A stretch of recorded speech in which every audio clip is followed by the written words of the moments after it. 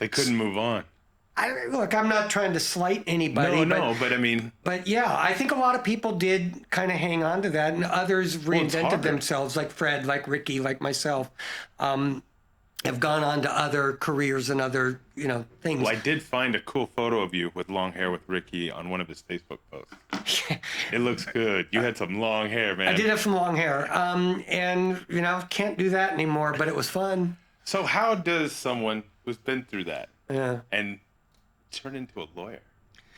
Well, I'll tell you, I have my own personal story, and my own personal story was... That's what I want to hear. Yeah, well, it was funny. I mean, to me, I didn't, as successful as the clubs were, right? And I had, again, I mentioned, like I was doing a club called Camp Hollywood, another one called Cabaret, and Ricky, and I was still working with Ricky at the Cat House and his other club, Bordello, and we had really successful clubs, right? And it was a lot of fun, and it was great because, you only worked at night, right? You're out till 3 a.m, and then you do it again every single day, and you go out to the different clubs, and it was just all social, and everybody supporting, all the bands supporting each other, going from club to club, performing, going to our clubs, we go to theirs, watching them. Yeah, because you would say they would show it to each other's shows. They would, yes, and it was cool. I don't know that there's a scene like that.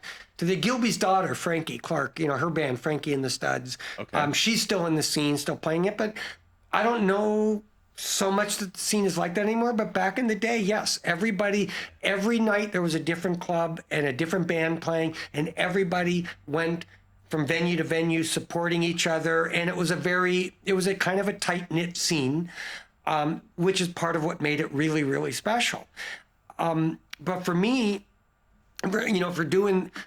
while doing the clubs, at one point, so there used to be, I mentioned Gazzari's. Yeah. And, and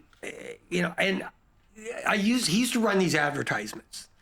And his shtick was like, because he was an older guy, I don't know, maybe in his 70s, okay. big old, heavy set guy. And would be running these commercials, and he'd have like, 2 18-year-old blondes, one on each arm, a little like Hugh Hefner, right? And it was like, his shtick was like, I'm the godfather of rock and roll.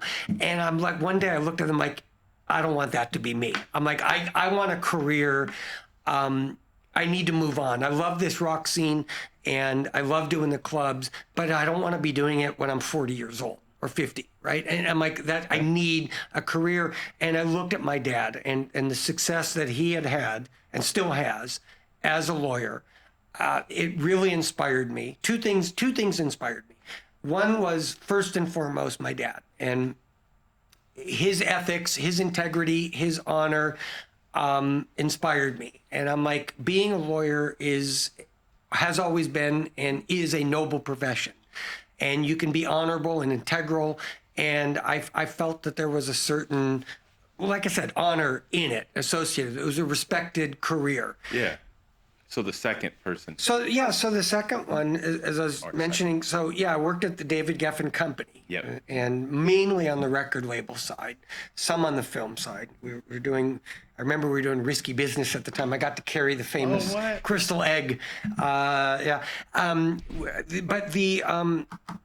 So I was working with all the different departments between A&R and the promotion and the marketing department and everything else. And the one guy running it all was Eric Eisner, and he was a lawyer. Yeah. And he wasn't practicing law, obviously, but he was running the company. And that is when I realized, at least when I made the decision ultimately to go to law school, I really wanted to, not so much to be a lawyer. I wasn't set on being a lawyer at that time.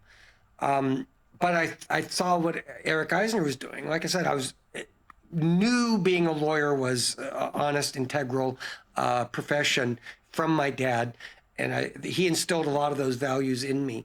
But I wasn't certainly convinced or necessarily convinced I wanted to be a lawyer. But those skills. And so when I went to law school, when I made the decision, I made the important decision, I got to get out of Los Angeles. I can't do law school if I'm still doing drugs and alcohol, okay? And a lot of people have gone to, gained sobriety, through AA and that sort of stuff by going and committing to that. Were you that hard into it? What's that? Were you that hard into alcohol and stuff?